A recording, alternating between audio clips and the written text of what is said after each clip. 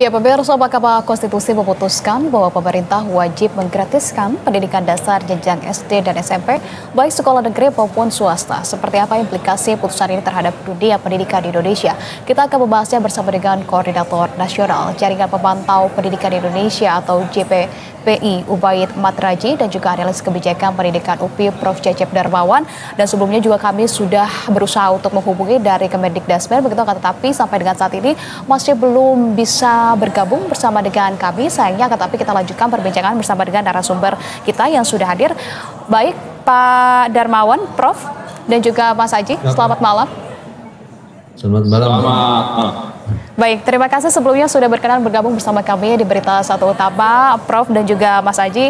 Nah, saya mungkin langsung saja ingin ke Mas Aji terlebih dahulu. Pas ini, tapi kalau menanggapi terkait dengan putusan MK begitu ya, baik kemudian pendidikan yang diberikan gratis begitu bagi SD maupun SMP, ini tentunya disambut juga harapan baik juga dari masyarakat begitu. Tapi kemudian yang menjadi pertanyaan, apakah negara sanggup? Bagaimana kemudian dampaknya juga kepada sekolah dan juga apa nantinya jika hal ini tidak dijalankan dengan kehati-hatian. Tanggapannya dari JPPI terhadap putusan MK ini seperti apa?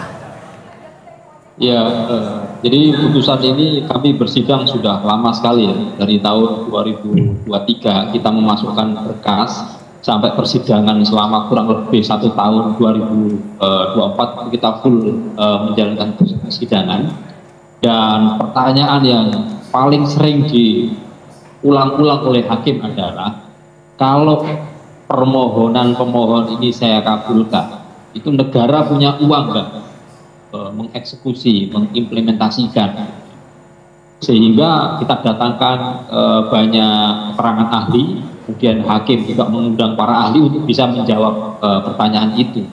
Dan kita temukan ya, dari keterangan ahli itu ternyata kita punya anggaran pendidikan yang sudah dari tahun ke tahun itu selalu angkanya naik terus, gitu kan. Sehingga kalau difokuskan untuk pendidikan dasar itu tidak hanya cukup ya, tapi berlebih, sangat cukup sekali, sangat cukup sekali. Apalagi sumber pendanaan pendidikan itu sumbernya nggak hanya dari APBN ya, dari APBN 20%, dari APBD 20%. Jadi itu sangat besar sekali dan bisa dimanfaatkan. Karena itu dalam putusan MK yang dibacakan oleh hakim secara bergiliran itu juga pentingnya ya, satu poin penting adalah soal refocusing. Menjadi pertimbangan pemerintah bilang cukup apa enggak cukup dan seterusnya, itu dijelaskan oleh hakim. Kalau tata kelolanya itu seperti hari ini ya, anggaran pendidikan itu tidak fokus pada pendidikan dasar, tetapi ternyata dikelola oleh puluhan kementerian dan lembaga, lebih tepatnya ada sekitar 24 kementerian dan lembaga, maka tentu saja ini anggaran pendidikan yang besar 724 triliun tadi disinggung, maka akan kocar-kacir ya. Tidak bisa dimanfaatkan oleh peserta didik, tidak bisa dimanfaatkan oleh guru, ya, tidak bisa dimanfaatkan oleh bagaimana supaya akses ini berkeadilan untuk semua dan tidak ada diskriminasi gitu. Tapi ketika ada refocusing untuk peningkatan kualitas dan juga akses di pendidikan dasar, maka kita punya resource yang tidak hanya cukup tapi berlebih. Oke, baik. Intinya adalah terkait dengan refocusing ini dan juga kemudian juga perlunya ada tata kelola yang kemudian direformasi begitu ya. Bagaimana kemudian kalau pandangan dari Prof. Cecep Darmawan, Prof, kalau Anda melihatnya terkait dengan putusan MK ini untuk menggratiskan sekolah baik sekolah dasar maupun dari sekolah menengah begitu terhadap sekolah-sekolah swasta, seperti apa Prof. Cecep? Ya, kalau tinjauannya konstitusional memang konstitusi menyebutkannya kan pendidikan dasar itu menjadi tanggung jawab pemerintah ya, dan pemerintah wajib membiayainya, bahasanya begitu, tidak disebut memang sekolah negeri apa swasta. Nah, meski begitu 20% yang tadi oleh Bang Ubaid Matraji ungkapkan sebetulnya kalau kita mau ya dibagi gitu pada biaya pendidikan, seperti kita ketahui kan ada 3 komponen tuh biaya pendidikan tuh, biaya operasional, investasi, dan biaya peserta didik. Selama ini kan pemerintah hanya mengcover 2 saja ya, biaya operasional dan biaya investasi gitu. Nah, biaya peserta didik juga besar karena orang tua harus mengeluarkan biaya transportasi anak misalnya ya, terus juga jajan atau makan di sekolah gitu ya, kemudian juga pakaian, buku dan segala macam itu juga besar.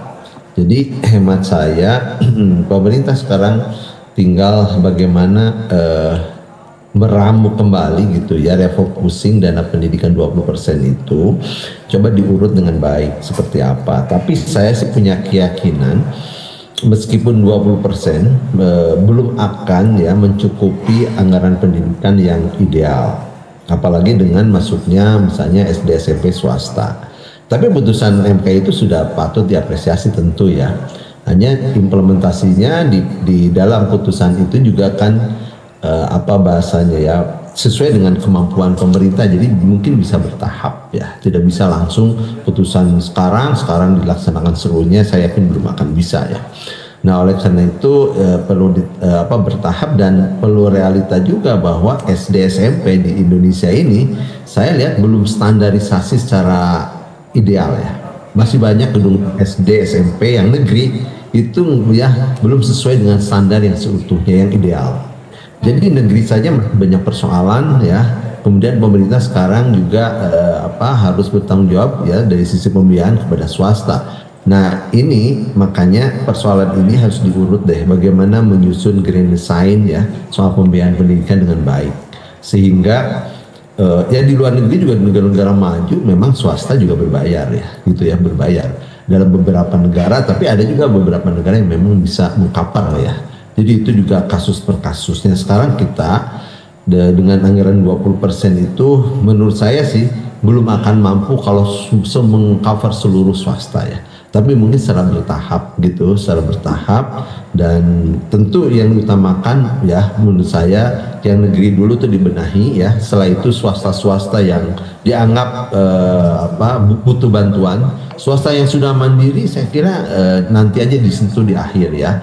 Karena kan di putusan MK juga masih memungkinkan swasta itu untuk memungut ya, kecuali di negeri gitu.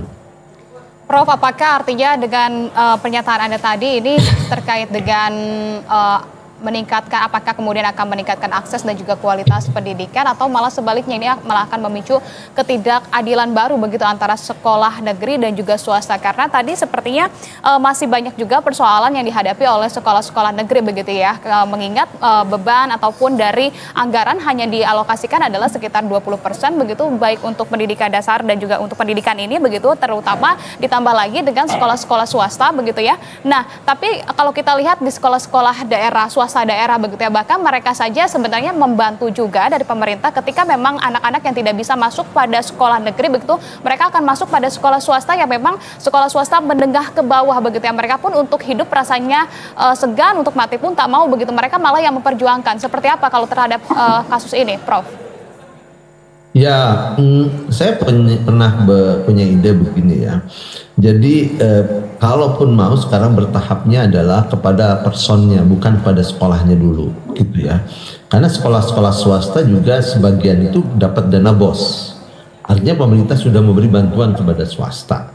Nah, jadi bagi mereka yang dari kelompok marginal misalnya, dia tidak masuk ke negeri, dia masuk swasta, maka pemerintah daerahnya wajib membiayainya itu.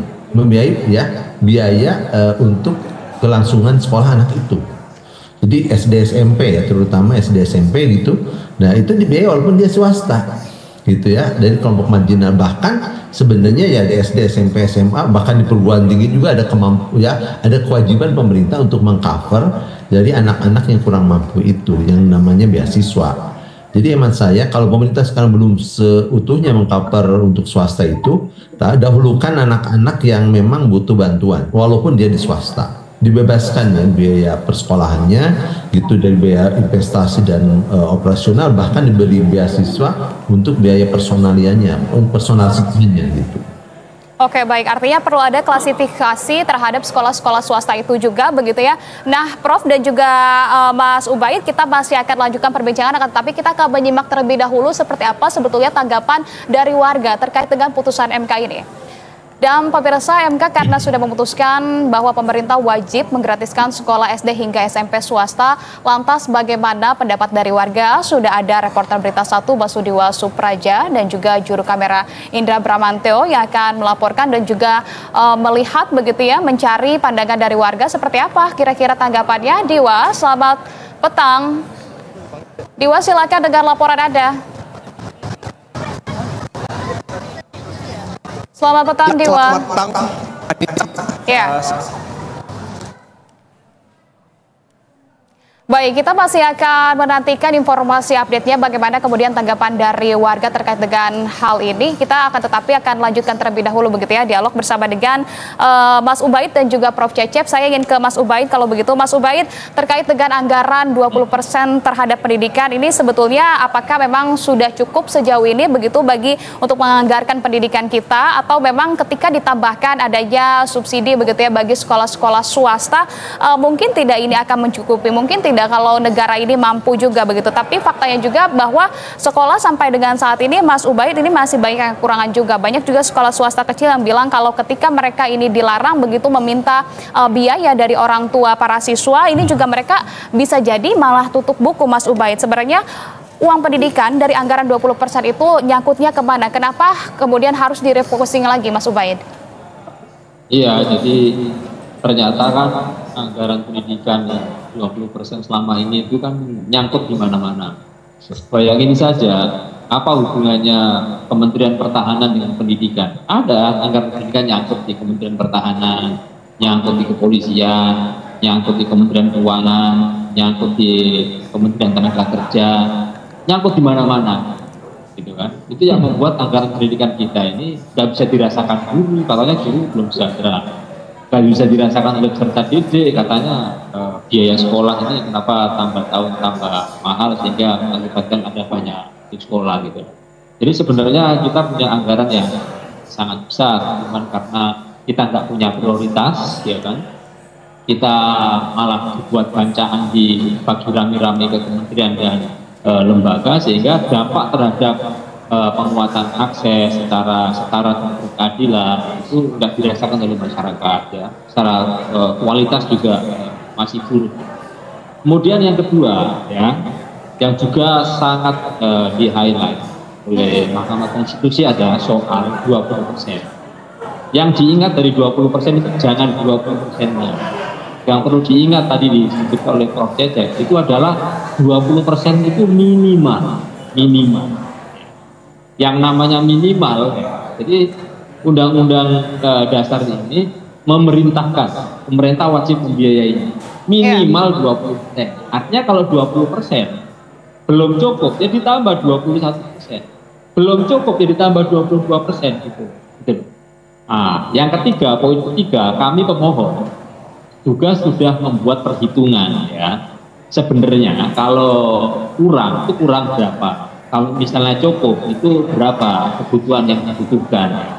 Kita pernah hitung ya, dan kita saksikan juga waktu di persidangan berapa jumlah anak yang tidak tertampung di negeri dan di sekolah swasta. Jadi data dari Kementerian Pendidikan Dasar dan Menengah juga tadi disebutkan. Data itu kami hitung dengan penghitungan yang ada di BPS. BPS pernah merilis berapa kebutuhan atau beban biaya peserta didik di sekolah SD itu berapa, SMP itu berapa. Itu kami hitung dikalikan dengan jumlah peserta didik yang hari ini masih sekolah di swasta, itu kita ketemunya angka 84 triliun. Jadi sebenarnya kalau perhitungan kami, kalau kita bisa refocusing dari 724 triliun, itu kita refocusing saja 84 triliun itu bisa dilaksanakan. Oke, itu skema pendanaan maupun di swasta. Ya, itu skema pendanaan yang menurut Anda itu cukup realistis begitu ya untuk menjamin keberlangsungan dari sekolah swasta tanpa membebani APBN juga. Apakah begitu, Mas Ubaid? Iya, jadi itu adalah diambilkan dari sumber tadi APBN tadi itu. Kan kita punya APBN 724 triliun gitu. Nah, ternyata kan anggaran pendidikan ini kan dikelola oleh 24 kementerian dan lembaga. Maka kita perlu refocusing saja. Misalnya yang dikelola oleh Kementerian Pertahanan nggak usah, karena ini kejauhan apa hubungannya. Yang dikelola oleh kepolisian nggak usah, karena kejauhan hubungannya. Kita focusing Untuk kementerian yang urusannya pendidikan dasar, yaitu Kemendikdasmen urusan sekolah, sama Kementerian Agama untuk urusan madrasah. Nah, kita itu hanya butuh dana 84 triliun ya.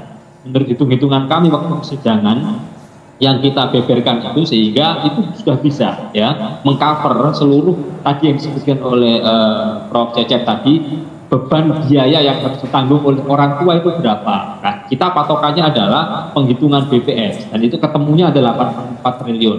Nah, kalau kita Presiden bisa melakukan refocusing 84 triliun dari 724 triliun, maka kita nggak perlu lagi menambah 724 triliun itu ditambah 100 triliun lagi menjadi 800, nggak perlu begitu. Cukup dengan resource 724 triliun, kita refocusing 84 triliun sudah bisa dijalankan. Itu baru satu sumber, belum ditambah lagi dari sumber APBD. Maka tidak hanya kekurangan kita kelebihan. Bahkan menurut catatan JPPI setiap tahun ya, kita temukan ada silpa anggaran yang tidak terpakai dari anggaran pendidikan itu setiap tahun itu ada sekitar 100 triliun.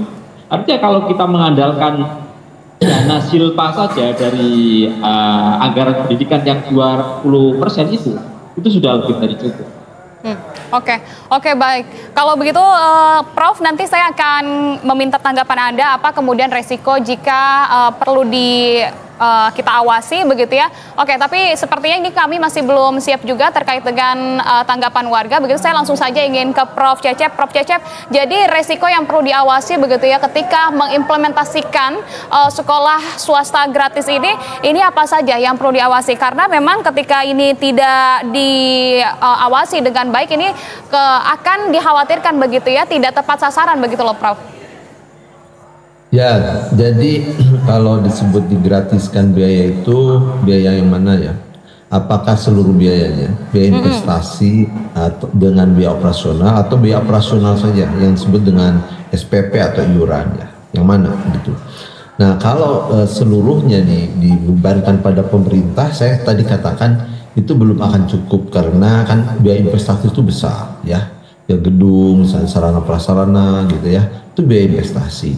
Nah, tetapi kan konsekuensinya juga kalau pemerintah mau mengcover swasta itu artinya sekolah swasta belum harus menghentikan juga pungutan iurannya. Nah, apakah masih mungkin seperti itu? Dan saya yakin pemerintah belum akan bisa ya untuk swasta-swasta tertentu. Misalnya swasta-swasta yang memang itu kelasnya kelas menengah ke atas gitu.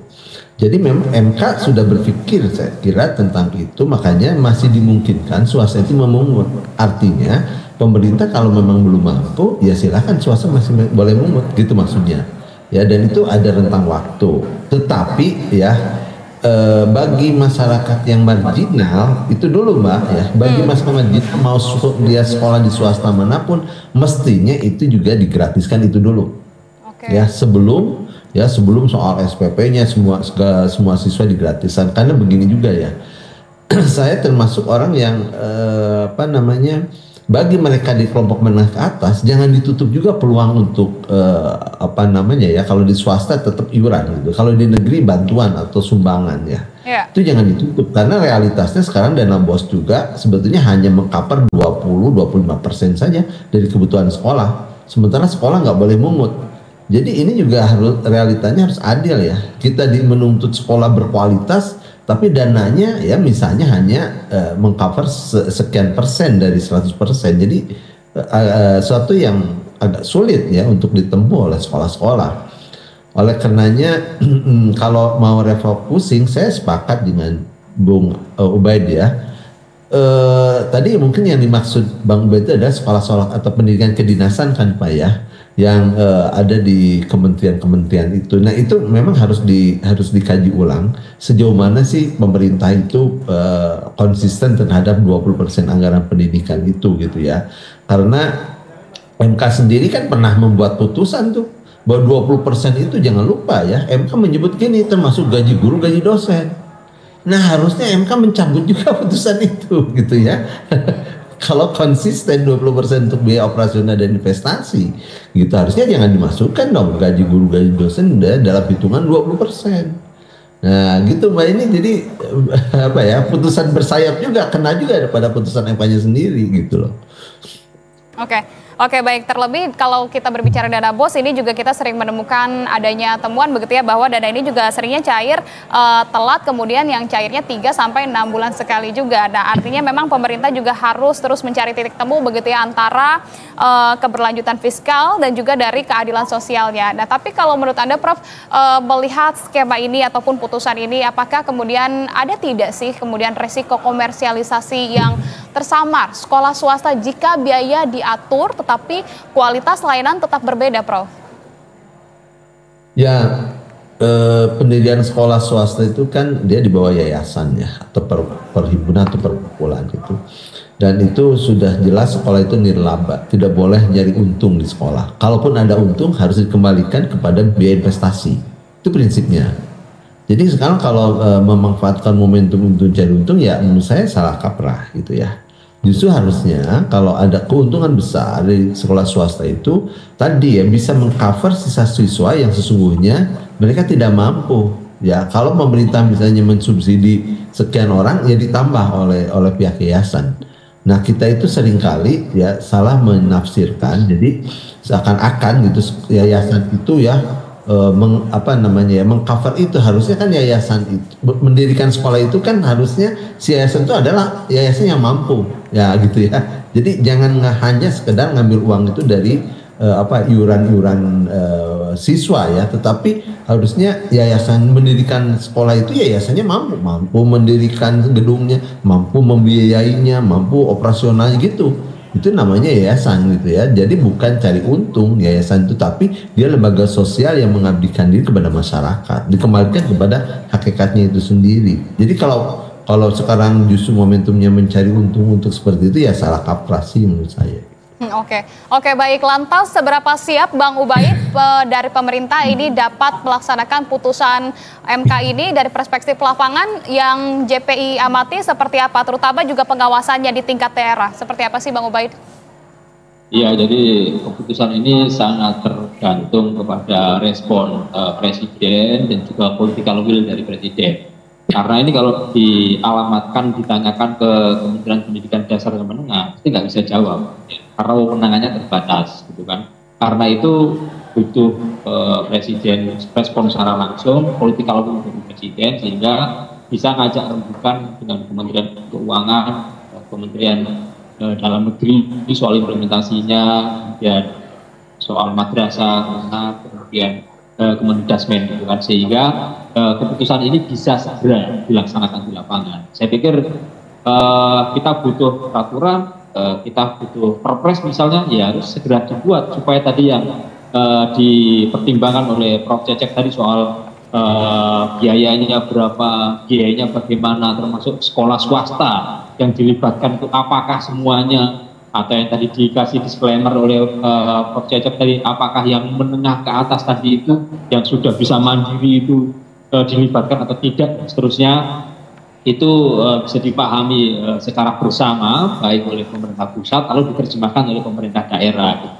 Jadi kepentingan kami selaku pemohon dari masyarakat itu adalah tadi ya, jangan sampai kemudian ada layanan pendidikan yang diskriminatif gitu ya, bagi peserta didik yang lolos penerimaan murid baru diterima di sekolah negeri, nah kok enak gitu, tanpa dipungut biaya. Sementara kami yang gagal, masyarakat yang gagal ini harus masuk ke sekolah swasta, bayar SPP bulanan, uang gedung, iuran, ya kebutuhan ini itu bulanannya gede banget, dan itu kita anggap perlakuan layanan hak atas pendidikan di negara ini tidak berkeadilan bagi semua, tapi menimbulkan diskriminasi.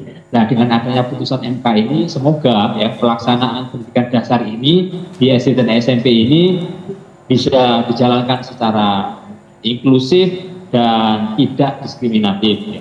Karena pasal 34 ayat 2 ini adalah untuk anak Indonesia, gitu ya, pendidikan dasar tanpa dipungut biaya untuk Indonesia. Negara tidak pernah membeda-bedakan, undang-undang dasar tidak pernah membeda-bedakan antara anak negeri dengan anak swasta, sama.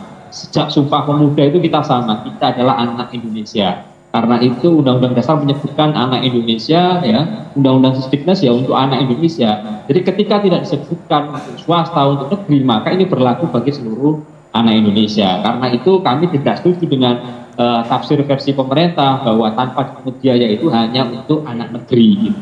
Karena itu kami mengajukan tafsir kepada MK bahwa kami punya tafsir bahwa tanpa dipungut biaya itu adalah untuk anak Indonesia. Negara tidak pernah membedakan antara anak negeri dengan anak swasta. Kami adalah anak Indonesia dan Undang-Undang Dasar ini adalah sebagai landasan bagaimana hak atas pendidikan ini dijamin, bukan? Kemudian pasal 31 ayat 2 juga menjamin. Bagaimana cara menjaminnya? Yaitu pemerintah wajib ya membiayainya. Warga negara wajib mengikuti pendidikan. Oke, baik Prof Cecep, mohon ditanggapi artinya seperti apa nih Prof? Karena kalau kita lihat berbicara juga soal kesenjangan begitu ya, tidak semua kemudian anak yang masuk ke sekolah swasta ini memang karena tidak mendapatkan kuota di negeri begitu ya, itu pun yang disampaikan juga di catatan MK. Nah tapi kalau kita lihat juga terkait dengan swasta ini kan hal yang dijual ataupun produk yang menjadi unggulannya adalah karena adanya kurikulum internasional, kurikulum keagamaan begitu ya. Apakah kemudian nanti ketika ini akan diberikan subsidi juga kepada swasta, standarisasi tersebut ini akan disamakan dengan sekolah negeri atau seperti apa Prof? Silakan. Ya sekarang realitasnya saja Mbak ya, bahwa sekolah swasta itu kan beragam ya. Ada swasta yang standarnya mungkin melebihi negeri, tapi masih ada juga yang standarisasinya mungkin di bawah itu ya, walaupun secara nasional mungkin sudah standar itu. Nah realitas ini menyebabkan bagaimana pemerintah bersikap. Menurut saya bagi sekolah-sekolah swasta yang sudah di atas standar nasional itu ya, ya pemerintah tidak terlalu harus memberi bantuan dalam pengertian tadi ya. Itu biar saja nanti bisa berkembang dengan mandiri ya. Nah, tapi bagi swasta-swasta yang butuh bantuan itu lebih didahulukan. Yang satu itu, yang kedua. Kalaupun ada siswa di sekolah-sekolah swasta yang dari kelompok tidak mampu, itu yang di cover. Itu dulu, semua di cover. Baik di negeri maupun swasta ya, di cover. Dan bukan hanya biaya operasionalnya yang dijamin, mestinya biaya peserta didiknya atau personal ya. Harusnya dijamin juga oleh pemerintah dengan beasiswa. Sehingga biaya untuk pulang pergi misalnya dari rumah ke sekolah ya, biaya untuk buku, pakaian dan lain-lain itu bisa di cover dari situ ya, dari siswa itu. Oke, baik. Kemudahan akses pendidikan ini meskipun sudah diputuskan oleh MK, tetapi ini masih belum selesai, begitu ya, masih perlu pengawalan dari kita terus dan juga anggarannya juga akan sampai dengan dieksekusi nantinya di lapangan akan seperti apa, kita kawal terus. Prof dan juga Mas Ubaid, terima kasih banyak atas pandangannya. Salam sehat selalu, sukses selalu untuk Anda. Ya, terima kasih. Ya, terima kasih.